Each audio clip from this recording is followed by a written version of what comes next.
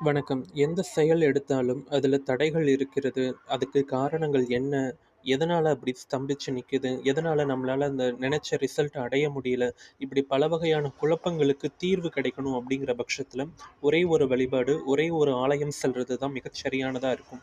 அந்த வழிபாடு முறை என்ன அப்படின்னு பார்த்தீங்கன்னா, பெண் தெய்வ அமைப்புகள்ல உக்ர தேவதையாக சொல்லி வழிபடக்கூடிய காளி தேவி தான்.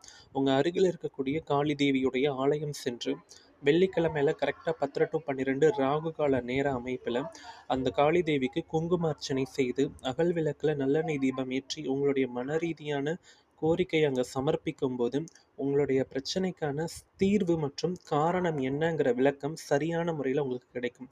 அதே நேரத்தில, உங்களுக்கு தேவைப்படக்கூடிய உதவி நிலை என்ன மாதிரியான அமைப்பில இருக்குங்கிற விளக்கமும் உங்களுக்கு நிச்சயமா கிடைக்கிறது. ஏன்னா, ராகுவுடைய அம்சம் தான் காளின்னு சொல்லக்கூடியது. ராகுவின் அதிதேவதை தான் காளி. நமக்கு தேவையான விஷயம், தேடல், தீர்வு அனைத்தையும் கொடுக்கக்கூடிய நவகிரக அமைப்புகள்ல ராகுவே முதன்மையானவர்.